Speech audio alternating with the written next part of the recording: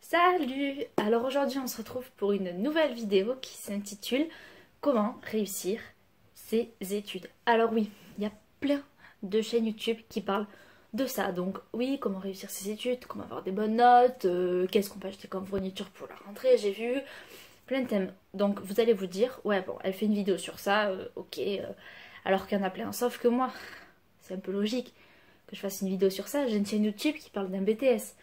Donc je préfère mettre en lien le thème et le sujet dont je parle. Alors moi ça va être un peu des conseils, donc je sais vous allez vous dire bon mais il y en a plein sur YouTube.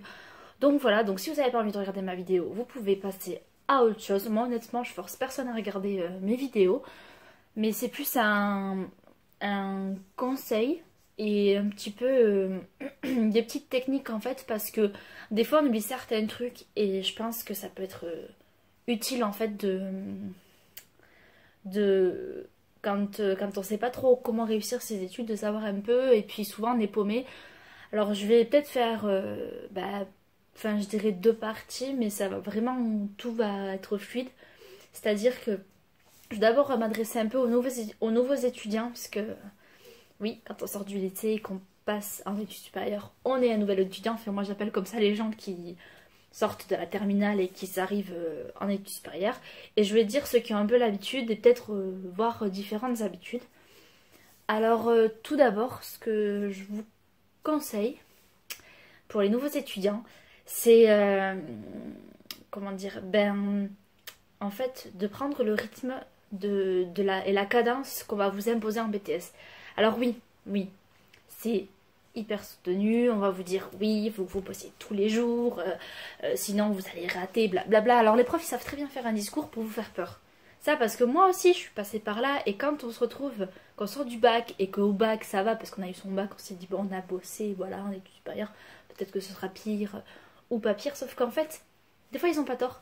Parce que moi qui ai fait 2 ans de BTS de plus par alternance, donc j'avais que 2 jours de cours par semaine, comparé aux BTS initiaux qui ont toute la semaine cours, ben, je peux vous dire que ouais, c'est soutenu. Alors oui, vous me direz oui, t'as 3 jours pour bosser, donc du coup tu as plus de facilité, tu arrives en cours, tu sais tout. Et ben non, parce que quand on est en stage et qu'on a d'autres choses à côté, et ben les 3 jours ça passe vite. Donc il faut s'imposer un rythme de travail. Donc je vais dire que il faut faire, moi ce que je conseille, c'est de faire des fiches de révision. Alors, parce que moi ça a beaucoup marché, c'est ma méthode de travail que j'ai depuis que je suis en BEP. Donc c'est à dire que quand je suis sortie de la 3e avec des copines, on se mettait à faire des fiches de révision. Ça a beaucoup marché, voilà. Et on se fait un petit classeur, donc avec des compartiments. Et on marque les matières en fait. Donc les compartiments c'est les matières, hein. Oui, je dois pas très bien savoir parler français.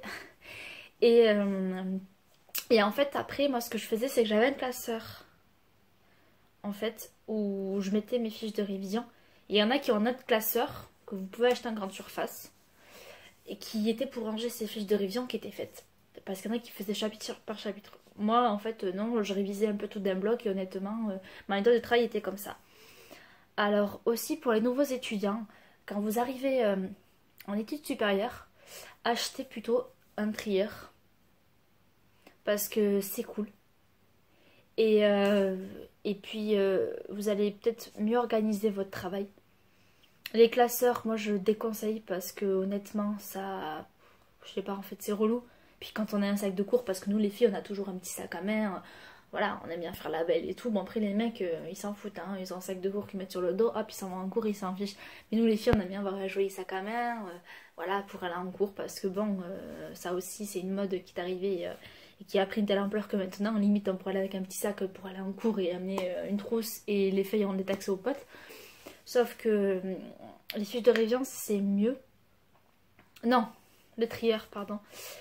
Et, et aussi ça permet en fait d'éviter d'avoir le bordel dans son sac. Alors il y en a qui avec un trieur arrivent à avoir le bordel. Moi je sais pas comment ils font parce que moi le trieur je le rangeais très bien. J'avais un gros classeur à la maison où je rangeais tous mes cours. Alors je peux pas vous faire de démo parce que je suis pas chez moi, j'ai déménagé en fait. Donc je ne peux pas forcément vous vous faire des démos. Donc j'essaie de parler. Après, voilà, si je vais pas acheter des fiches de révision, un classeur et tout pour faire une vidéo en fait, parce que j'en vois pas l'intérêt, que c'est surtout que j'ai fini mes études. Donc je ferai une autre vidéo à aparté qui parlera de mon projet et ce que je fais actuellement pour ceux que ça intéresse. Donc et là c'est pas le thème de la vidéo. Alors ce que je disais, c'est un trieur.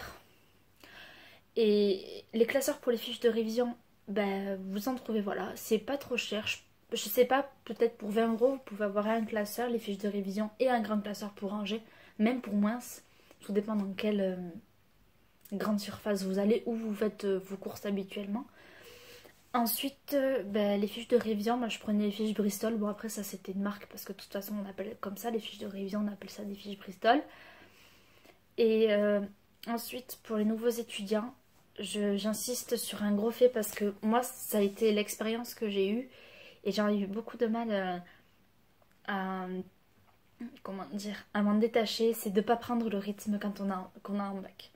C'est-à-dire qu'en bac, c'est encore un peu scolaire et en études supérieures. Mais il y a une mouche en fait, pardon, qui,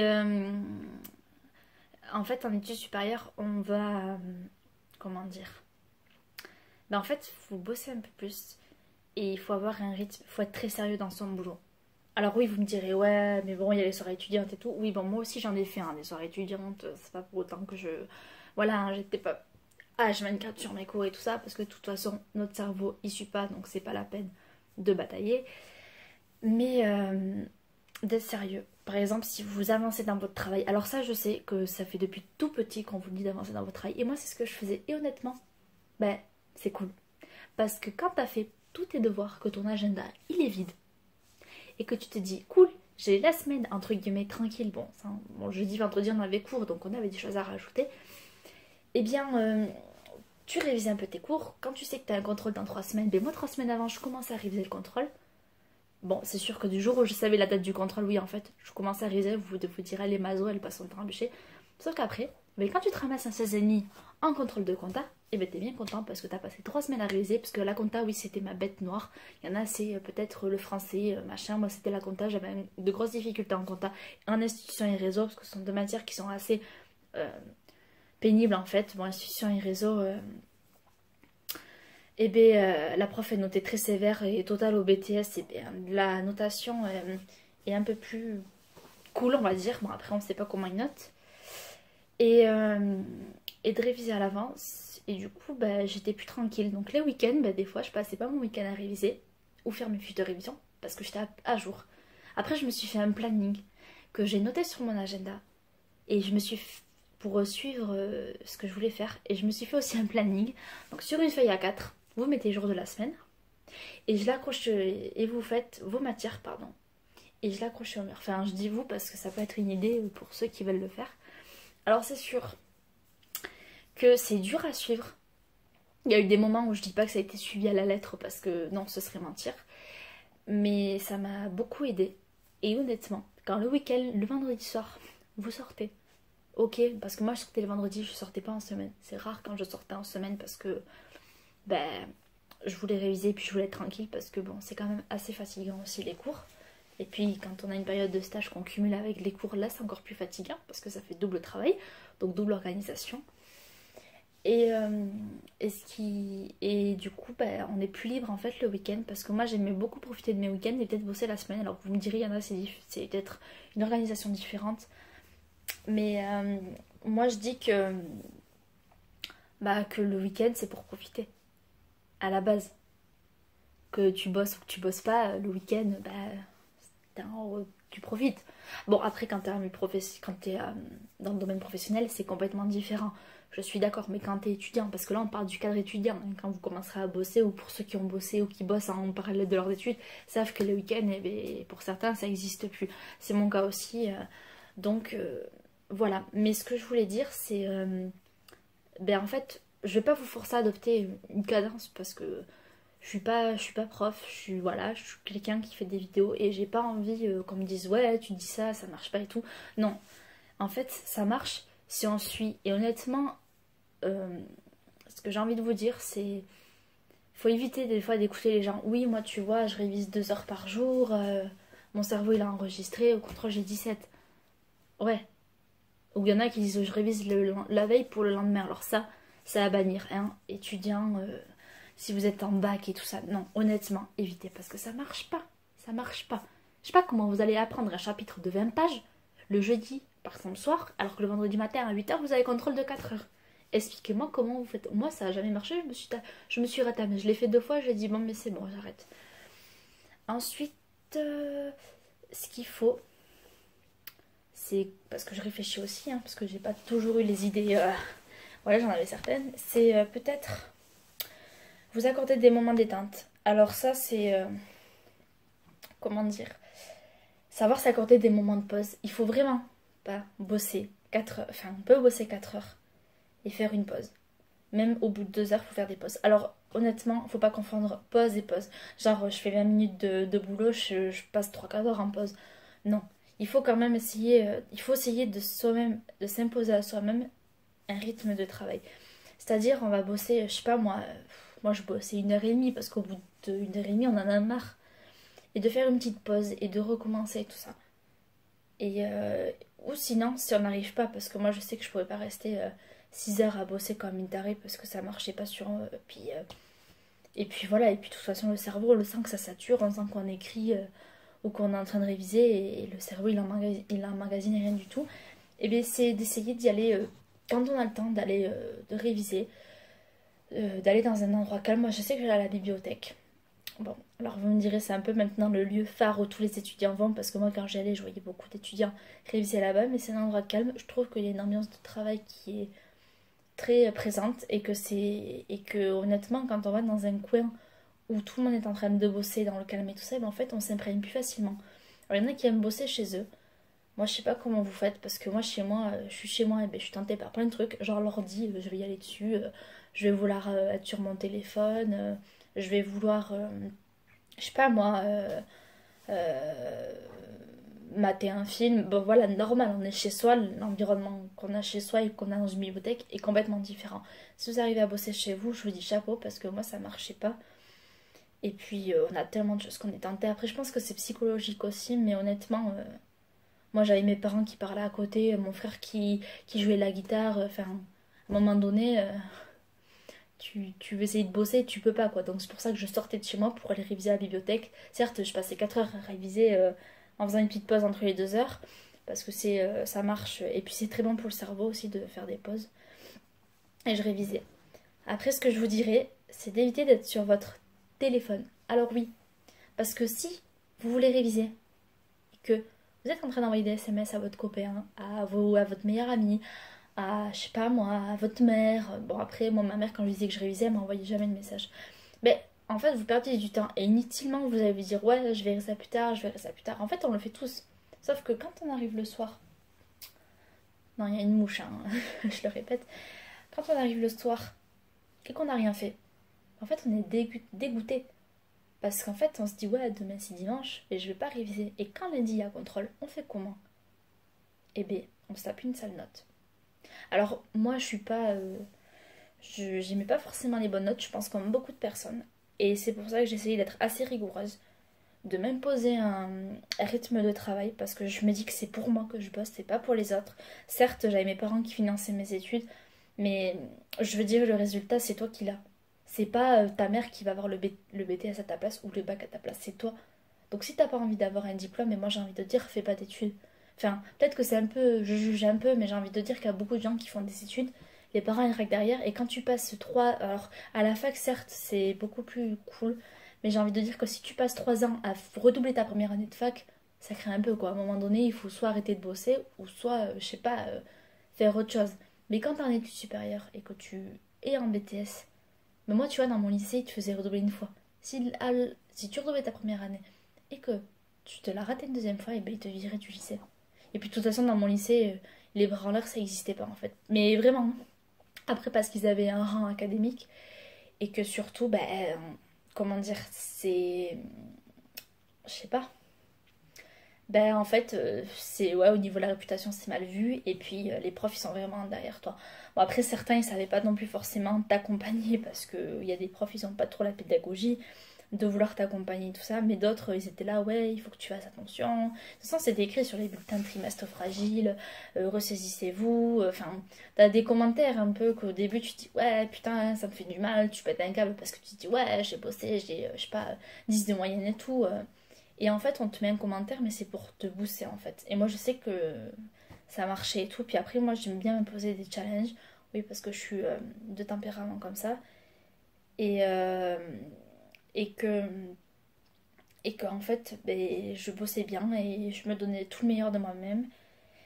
Ouais, vous devez vous dire putain, elle devait limite passer 10 heures et tout. Non, non, non, non. Mais honnêtement, j'ai toujours eu sur mes bulletins élèves volontaires. Et ça, ben, même si t'as, je sais pas, 7 non, peut-être 8,5, 9 de moyenne, mais que t'as la volonté, ben, ils se disent qu'au premier semestre, parce que nous c'était un semestre, t'as 9. Et au deuxième, tu peux avoir 11. Et honnêtement, en BTS, avoir 10 et 11, c'est bien qu'en moyenne générale. N'essayez pas d'avoir 17, vous n'aurez jamais 17 en BTS. Genre 13, ça peut être le maximum. Parce que moi, dans ma classe, 13, c'était une bonne moyenne. Et honnêtement, si les gens trichaient, parce qu'il y en avait dans ma classe, comme partout, et ben là, 13 de moyenne, c'est sûr. Mais bon, j'ai envie de dire que tricher pour après, le jour de l'examen, se retrouver tout seul face à la copie parce qu'on n'a rien pour tricher, c'est un peu débile d'avoir passé 2 ans à tricher. Enfin, c'est mon point de vue. Après, on fait ce qu'on veut, hein, mais faut pas oublier que le jour J, on a juste une trousse et les feuilles qui sont mises à disposition. On n'a rien d'autre. Hein. T'as ta tête où tu vas écrire sur la feuille parce que c'est ton cerveau qui, entre guillemets, dicte tes connaissances.